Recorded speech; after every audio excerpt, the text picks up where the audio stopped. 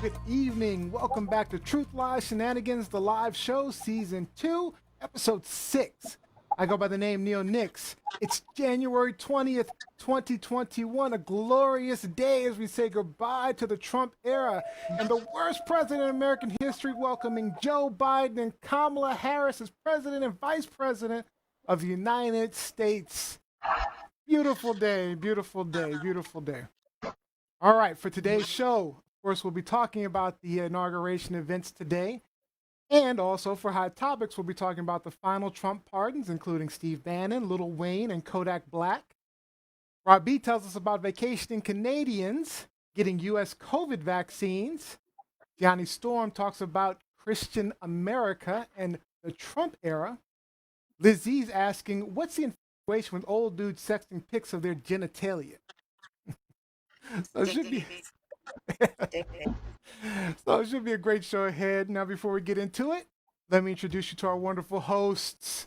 Our professor, writer, editor, journalist, and all-around sports guru out of Washington, D.C., where Kamala and Biden were both sworn in, Liz E. Enders. What's up, everyone? Happy hump day. I got my pearls on, y'all. I listened to all of like Neil said, it's a glorious day in Washington, D.C. And from what I could tell by observing the inauguration as much as I could earlier and by watching the news, there were no real major incidents in the city. So I'm proud of Washingtonians. I'm proud of all of those on the other side who are still a little bit disgruntled that Trump lost and was kicked out of town. We had a glorious day here. It was sunny, great weather, and a great new administration. I know you live a few blocks away, so did you see Biden and Kamala from your window? Did not see it. I did not see the Capitol. I have the glorious view of the Capitol every day, but no, I did not see any of the festivities. All right. And our very own rock star with the amazing rock band Fallen Machine coming to you from Sudbury, Ontario, Robbie Rock. What's up? What's up? Happy Wednesday, everybody. And to piggyback off of what Liz was saying, so not only did I not hear any reports from the nation's capital, I didn't hear anything happening across your great nation during this inauguration day. People are disgruntled, but not acting upon it. So did you see Biden and Kamala from your Canadian window? No, but I think I saw Drake. You saw Drake? All right. And streaming from Atlanta, Georgia, our model, actor, college student, Gianni Storm, Hazel Valentine, a.k.a. No Hazel Valentine. Hey, everybody. Today was really slow day, but it was a very nice day. It was really warm here in Atlanta. Oh, but really? Also a lot of things that I had planned were actually canceled because they were in fear of like people's safety. So they had canceled things in advance. For COVID? So I got to enjoy some free time. COVID or the inauguration? With safety? Are we talking like riots or the inauguration? Like they were thinking something was gonna happen. I don't know why in Atlanta, but state capitol. I think they were talking about attacking state capitals. You know how they do. Yeah. So you're killing it with those TikToks lately. You know, some funny stuff. For all those trolls you keep getting. I know the trolls are as of lately they have been getting on my nerve, but we're gonna still keep. I have to still express myself. That's just absolutely. That's how Yep. Absolutely. All right. Let's get into our top story.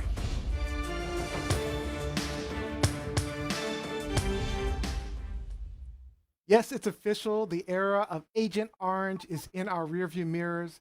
Joe Biden, Kamala Harris have officially taken over the United States. So, my co-hosts, what are you feeling right now after watching the inauguration earlier today? Well, for those of you that watched, let's start with Gianni Storm. What are you feeling? I actually didn't get to watch a lot of it. I've only saw a few of the short clips and pictures in the news as I went through the day. But from what I saw, it looked like a royal grand event. Like it's definitely wow, beautiful. It's definitely like becoming of what we're about to get into, what we're about to begin here in the States. I'm really excited. It looks beautiful. Yeah. Robbie Rock, your thoughts? Cautious optimism. Your neighbors are happy that this era, the last 4 years are finally over. That era is over. It was nice to hear a presidential speech that sounded presidential. Yeah. That was refreshing. It was new. Yeah. So really from Canada's side, it's cautious optimism. I think there's going to be a lot of change coming based on what I heard in the inauguration speeches. And I think it's going to be a wake up call for a lot of people who've been living under Trump's view of things, his rose colored glasses. So, yeah, All right. looking forward to what Joe and Kamala are going to do. All right. Lizzie Anders, your thoughts? I just appreciated the fact I didn't get to watch all of it because prepping for school to start this week, my first day of classes is on Friday, so I was in training sessions all day. But the little bit that I did get to see, I appreciated the tone that was set with this new administration. An effort to, reinstate some decency to the office of the presidency, to remove a lot of the narcissism, a lot of the accusatory and inflammatory language, and remove the idea that we are a separate nation. You heard Joe Biden talk a lot or use the word unity a lot throughout the day, whether it was his speech on the Capitol grounds or whether it was his discourse afterwards. He's really concerned about where we are as a country. And so I appreciated that he was talking to the American people versus just standing there and talking about himself. So, yes. Mm. And what Yeah. he's done. Now I've got some comments online. I've got let's see, from Jacqueline Robson. Woohoo! Evening all. Sherry Blaine Priest says, "May today be the beginning of a new start. Looking forward to this evening's show." Kevin Thaxton and the poet has spoken, saying, "What's up?" And then we're looking at Jacqueline Robson said the few demonstrations across the country only had a handful of attendees. Yep. I heard that nothing really happened. And Kevin Thaxton said, "How about Lady Gaga?" And that. How about it? Oh yeah. I hear a lot of people saying that Lady Gaga was pretty awesome. I thought it was not the best I've heard, but it was pretty good. Wait, can you say that again? You thought what about Gaga? I thought Lady Gaga wasn't the best I've heard the Star Spangled Banner sung. But what J Lo put out there, that was the best that you. I didn't say J Lo can sing. I know we had this discussion while we were streaming it earlier. Out there, ever since she stepped. I was just happy to see J Lo. That's all. Make another appearance. All right. I'm sick of J-Lo. So my first thought was, and I like to pose this question to you guys as a follow-up, but I didn't have the chills and thrills I had with Obama, and it was more of a feeling of relief, and I think that was the feeling I was really feeling, just like, just I can kind of breathe a little bit. So my question to you guys: are you more excited to see Trump leave or Biden come in? I'll start with Lizzie. I'll start back with Lizzie. I think they kind of go hand in hand because Biden is coming in because Trump is leaving. Yes, logically, yes, of course. I'm just curious. Biden was not my first choice for the Democratic nomination. However, once everything, all of the other candidates kind of, stepped aside, this is what we were left with. And I have been, once he toned down a lot of his scatterbrain, inflammatory speech from the summer, and he started to recognize that he needed to bring us back together as a country. Not necessarily obviously we haven't always been kumbaya, but we at least were at a point where we could coexist and tolerate one another. Sure. I don't need everybody in the country to like Black people. I don't need everybody in the country to like me. However, you have to be respectful. We like you, Lizzie. We like you. And listen, I got a lot of haters out there. Trust me. I don't love them. I hate them right back. However, we need to come to a point where we can tolerate and coexist. Otherwise, we are going to be on the verge of another coup. We're going to be fighting one another every single day. So I was inspired by the possibility that we can overcome a lot of the nonsense and the horrible wounds that we've all been given over the past 4 years, and that we can heal a little bit. And that doesn't mean everything's going to be perfect. Obviously it's not, but I don't think it's going to be worse than what we just left. I love what Jacqueline Robinson just wrote, and she says, sometimes we get the candidate we need instead of the one we want in the moment. And Exactly. you're right, and this is what we needed. So Gianni Storm, what are your thoughts? Are you feeling more happy that Trump is gone or more happy that Biden is here? I would probably go more with the fact that Biden is here, only because I'd like to see what is done from this. I'm just curious to see what happens, what comes What from the his future president. holds? Yeah.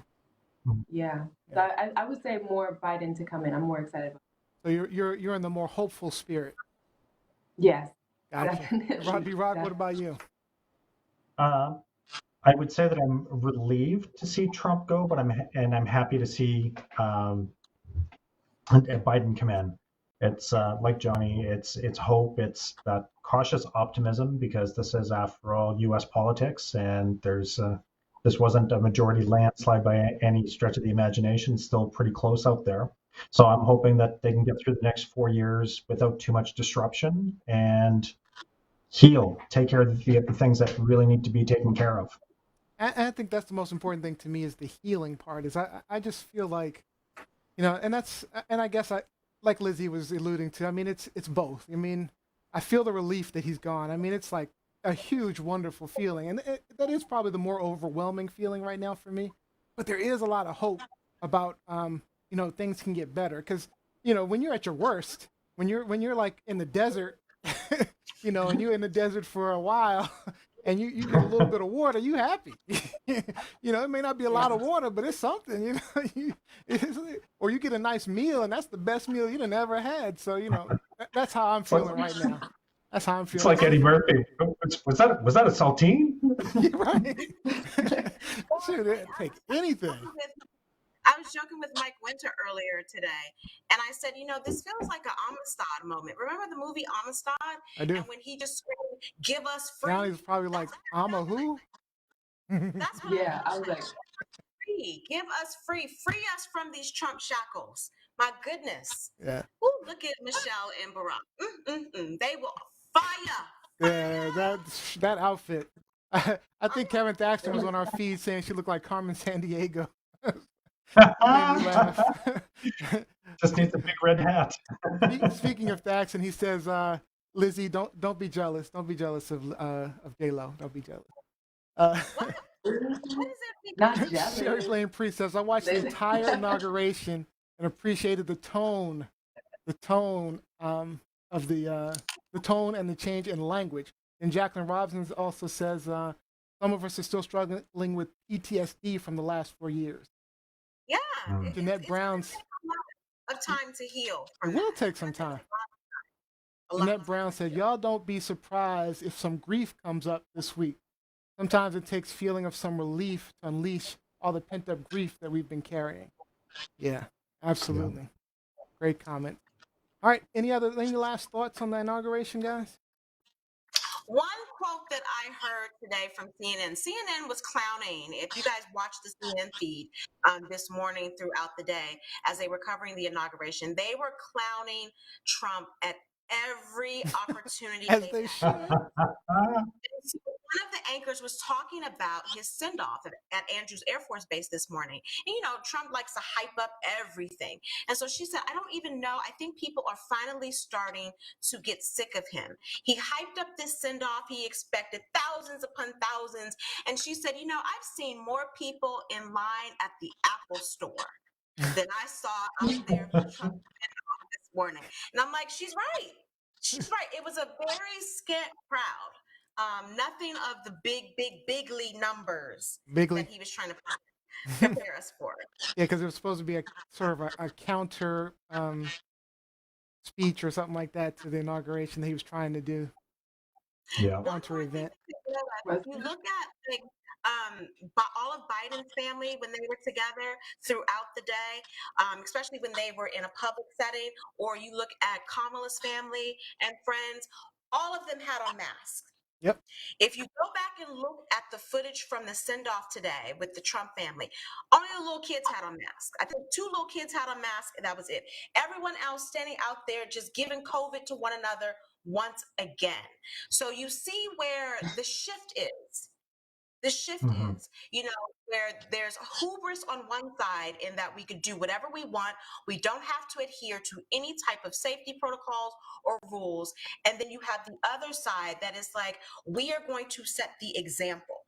This is how it's going to be, to the point where, Biden got in and he, started signing executive orders as soon as he got in, which As Trump they did usually when he do. first Everyone took does that. office. Mm-hmm. One of Biden's orders was he is trying to implement that in all federal buildings, wearing a mask is a must. Awesome. Is a must. So that Yeah. just goes to show you the shift in I mean, the two simple regimes. things. I mean, we're looking at. So I wanted to point out. So I heard that Senator Ben Sass, from Republican from Nebraska, he talked about Trump and how he was reacting the day of the riots, and he said Donald Trump was delighted. Excuse me, when rioters stormed the U.S. Capitol, and he was surprised others didn't share his perspective. And he said, as it was unfolding on television, Donald Trump was walking around the White House completely confused about why other people on his team weren't excited. I mean, this is the type of person we are getting rid of. I mean, why would a president be excited about people storming his Capitol building? Ridiculous. I And mean, then you talk about the COVID, you're talking about 400,000 COVID deaths. We're supposed to be the Yeah. best in the world in terms of healthcare, and yet we were the worst to handle this pandemic in all countries worldwide. So, I mean, I am so happy to see him gone. Oh, and Leroy Clay says, give us free. right? Oh my goodness. Yeah. And then Jeanette Brown says, I'm surprised Trump hasn't been boasting about how much bigger his inauguration crowds were than Biden's. I mean, considering Biden did not have an inauguration crowd on purpose. So Yeah. who thinks he's going to start a fake account on Twitter so he could start tweeting out all of his distaste and displeasure with the new A fake administration? account. Right. He'll probably Makes me use another handle. Yeah, you're right. I definitely see that happening, Liz. That's so funny. someone went can't get trolling enough. last week, the real Donald Barron, and it was the entire Trump family, but with a bad mustache on. So it, it was wonderful. Goofy. I didn't see my boy Barron out there this morning. All of the other Trumpsters were there, but Barron, from what I could tell and observe, was MIA. So maybe he ran away from home finally. Finally. All right, so that's it for our breaking news. Our next topic. Let's move on. All right, so we have hot topic. Truth, Yes, we do. shenanigans.